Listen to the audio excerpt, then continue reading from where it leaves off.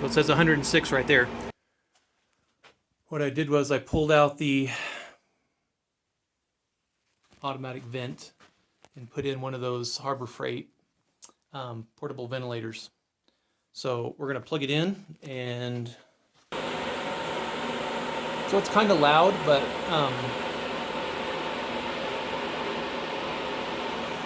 hopefully it'll pull some heat out. So hindsight, man, this place is just getting too hot. Obviously, in the summer solstice, when the sun's highest straight up overhead, this is getting the least solar gain down here.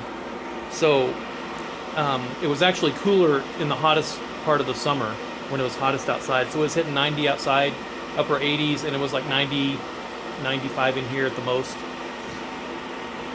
But now that the sun's going lower and lower toward the south, it's early October now, this is getting a lot more solar gain, and it's getting hot. So my two vents that I have close to the top just aren't enough. So now that the fan's running, this feels like air conditioning coming through here. It feels nice and cool through this cooling tube. So that's working. And that's some good airflow.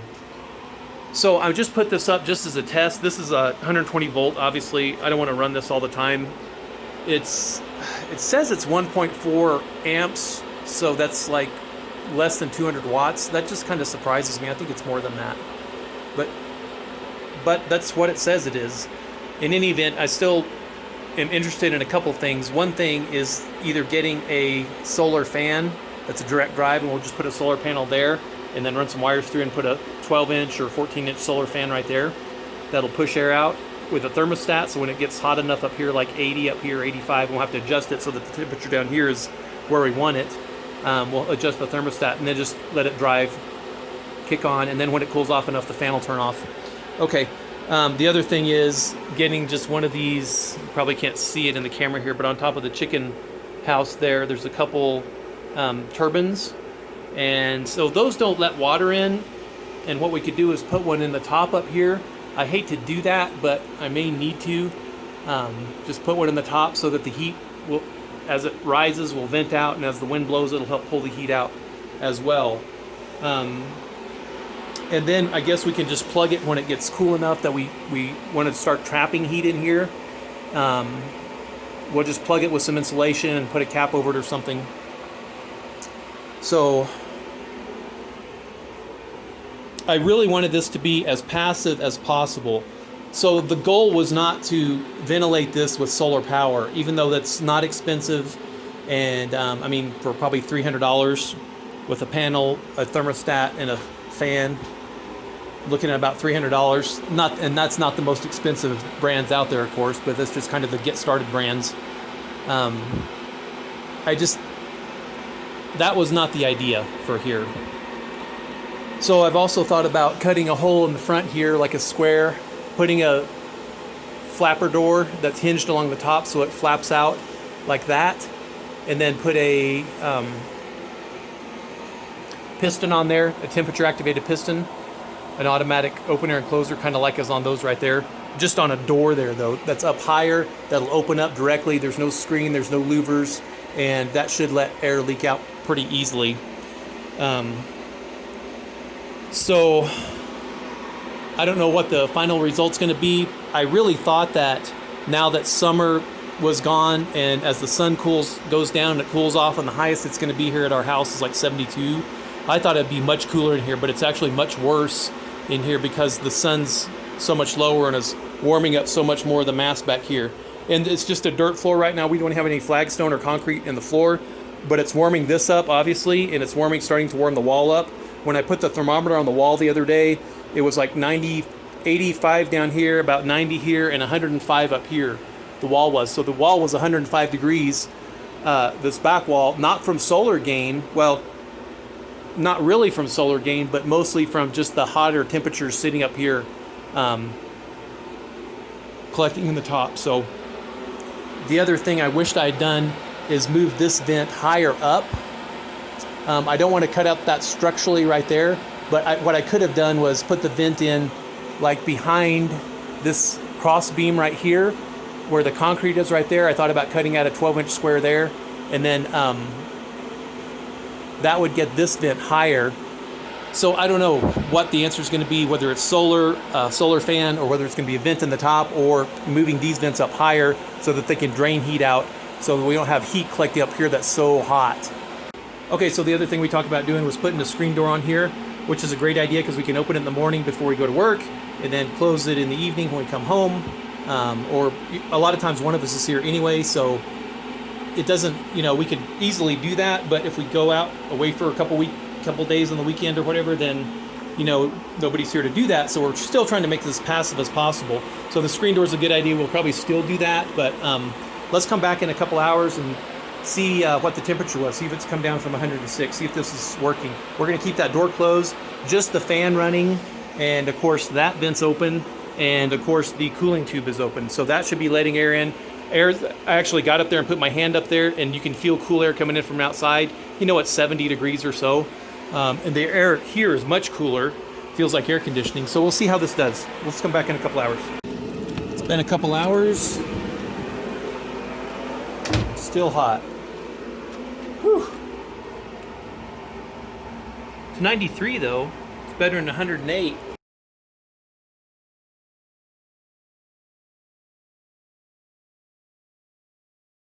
Okay, I can see now why people that start messing with solar power become solar nerds, and I totally get it now. So for this greenhouse, we needed to ventilate it. I don't have power going out to the greenhouse except for an extension cord, and which would be fine, I guess, but I really wanted this greenhouse to be standalone as much as possible, to be automated as much as possible. And until I get this figured out, this is the step I'm going to right now. I'm going to use a solar fan to help evacuate the heat out of the top of the greenhouse, try to keep it cool, because it hit 111 yesterday, okay? The high here at my house was 70 yesterday, and it's 111 inside the greenhouse. It's mid-October. It should be cooler than this. The sun is still, the thermal mass is working in the greenhouse, and that's good for the winter, but that's a problem in the fall right now for me because it's so hot. So this 100-watt solar panel, this is a monocrystalline panel. Apparently the polycrystallines, maybe, I don't know exactly, I'm not exactly a solar nerd, but from what my reading, the monocrystallines are a little bit better for I don't know what reasons. And so that's what I got. It was only $79 shipped. So for 100 watts. And I remember paying about $1.50 a watt in the past. It was probably 4 or 5 years ago for one of our RV projects. It was 180. I think it was 180 for 100 watts, and so $79. That's a big difference. That's like half price. So what we'll do is we'll just get the multimeter and just see what it's putting out here. We'll go to DC volts. Have to go above 20. And I am shadowing it, so let me get out of the light there. And what does it say? 20.8. So that's how many volts it's making. Okay, so to help these 12-volt motors last, even though they'll run on a wide range of DC voltage, I went ahead and bought this DC to DC converter, and it'll reduce anything up to 36 volts down to 12 volts. So what we'll do is we'll hook it up to the solar panel, and we'll check the output of it, see what it is on the multimeter. Now we just have the solar panel. We have the two wires coming off the solar panel. We have them connected to the input, there it is, of the converter, positive and negative. Let's make sure we got those right. We did. And we just have the output connected to the negative on the multimeter. Where's my positive?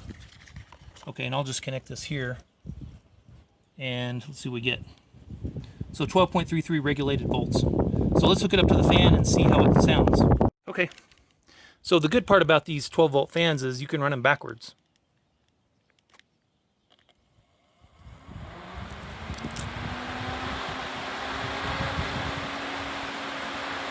Okay, so it still sounds like it's going to take off.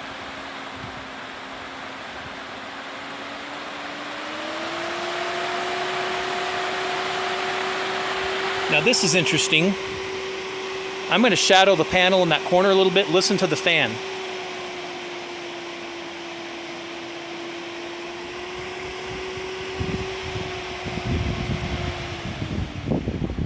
Now I put my head over it. most of the panel is still in sunlight, but it has to do with the way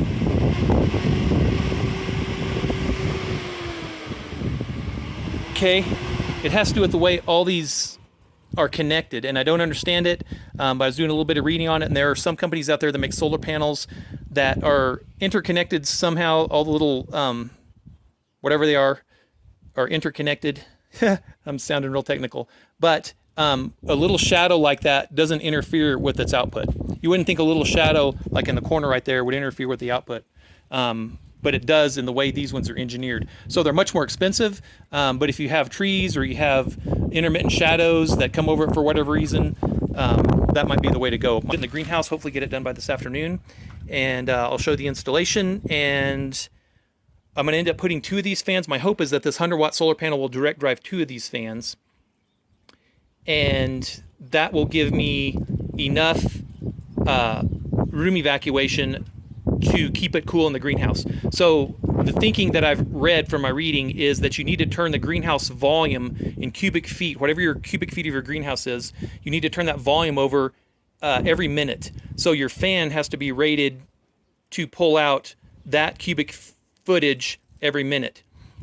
We have 2,000 cubic feet roughly in our greenhouse.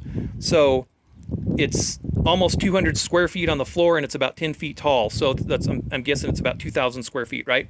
So this fan makes 1,200 to 1,300. This is a 12-inch fan. I'll put the specs in the bottom. So I need 2 of them to turn over 2,000 feet a minute. 2,000 cubic feet a minute, I should say. So this fan was $45 on Amazon, and I think it just looks like an automotive fan. That's what the connections look like. So this panel was $79 shipped. This DC converter was $19. I also got an adjustable converter just to mess with in my garage, because sometimes I want to step down or step up voltage of different things I'm working on to test different motors to see if I can convert them to, anyway, I'm not going to go into all that, but basically this is just a buck converter, and all that means is it steps up or steps down DC power, and that's all this is. This just has a buck converter inside of it. It's just fixed. This one's adjustable so that I can adjust it to different outputs. And the cool part of this already has a big heat sink around it, so I think if I mount this right behind one of the fans where a lot of airflow is going over, it'll help keep it cool. Okay, good.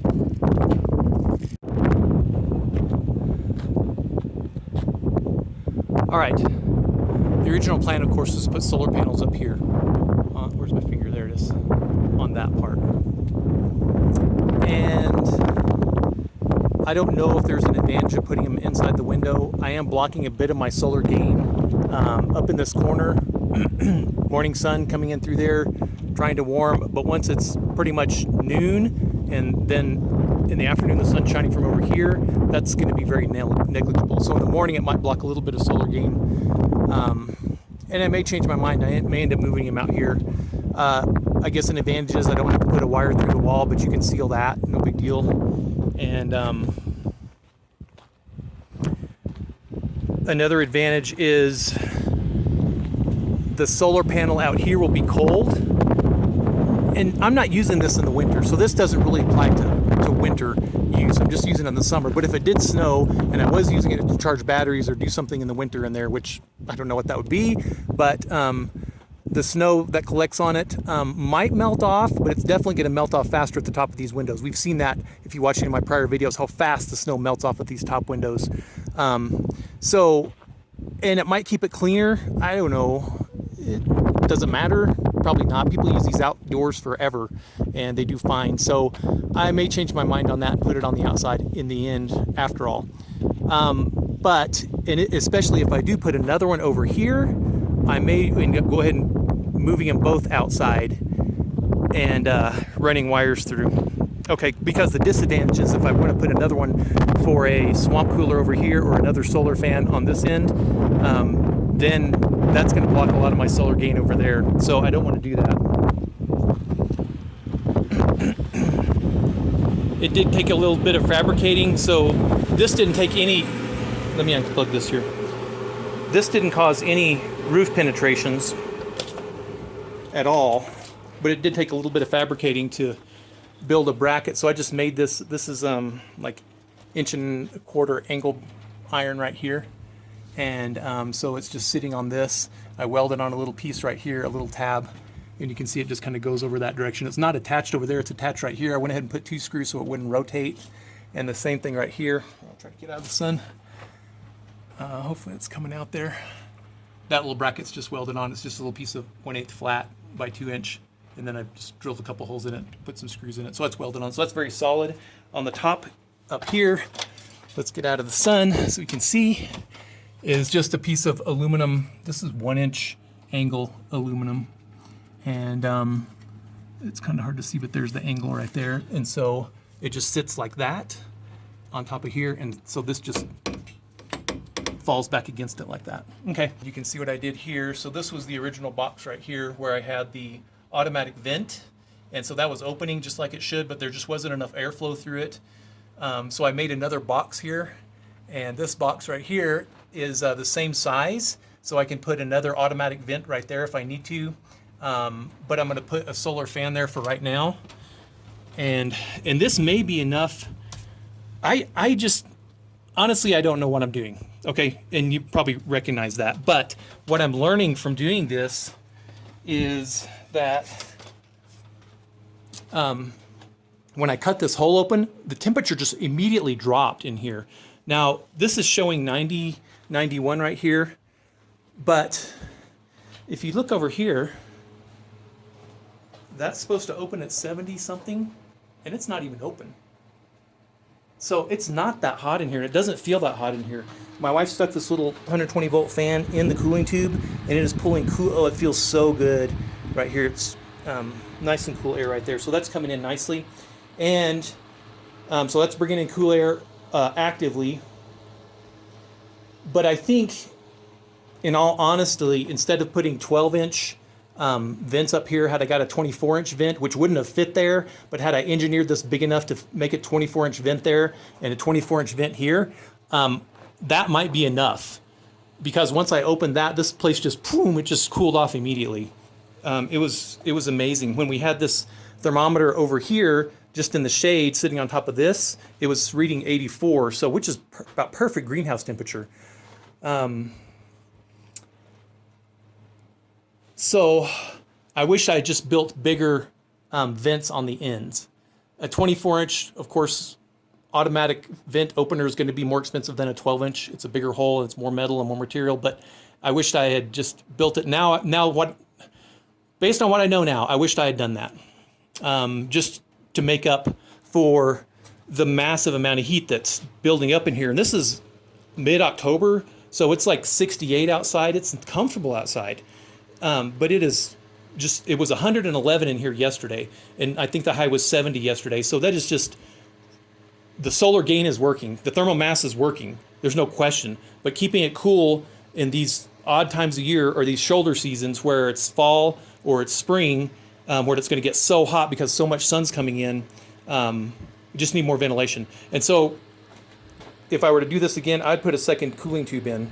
Not just one, but I put a second one in just to allow for more passive. I really wanted this to be as passive as possible. The automatic vents, I want them to open automatically and close. Of course, in winter, we're going to seal those off because we won't need them. But for fall and spring, that's how I wanted to do it. I really didn't want to put solar in here just to pull air out. So, and maybe with two 12-inch vents, automatic vents, that'll be enough. And maybe I could put another one over there, but I can't put another cooling tube in. There's just no place to do it. So unless I go geothermal and go down underground and, you know, bury it one direction or the other. And I've thought about doing that, burying some pipe, 100, 200 feet of pipe like people are doing, just to help increase the cooling.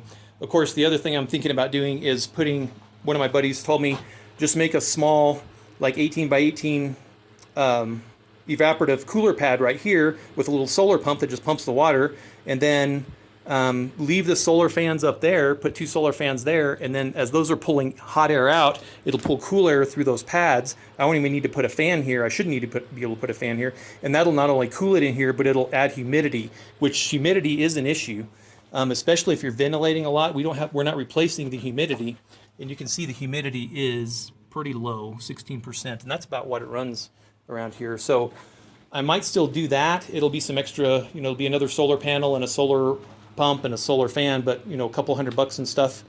And then I'll have to fabricate a small swamp cooler, but I'm thinking about doing that. It'll take up some floor space, but I think it'll be more beneficial for the environment.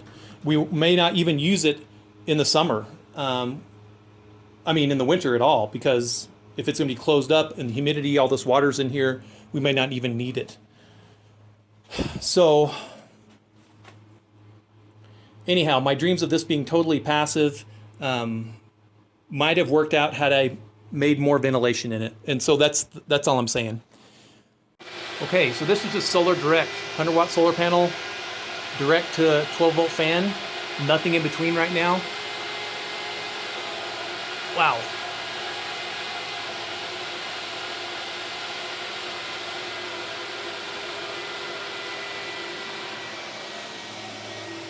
So there's a little bit of cloud there that keeps blocking the sun. And so the speed of the fan keeps changing, and it must just be from whether it's getting intense sun or not. It's moving a lot of air. This is supposed to move 1,250 cubic feet, I think, or 1,300, 12 or 1,300, something like that, cubic feet a minute, so that's good. 2 of these fans will definitely turn this. So this is about 2,000 cubic feet in here, I think.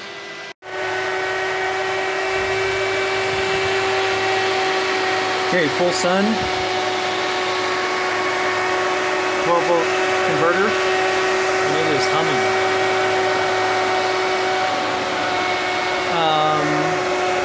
So I put it halfway on and halfway off. I don't know if some of you probably laughing at me. I probably don't need to be doing this, but I didn't want it blocking a lot of airflow, but I wanted to get some airflow. And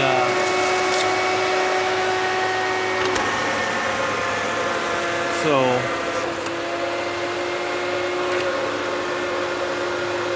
still moving a ton of air. Cool.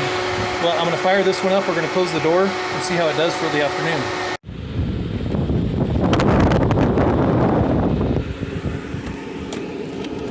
It's been a couple hours.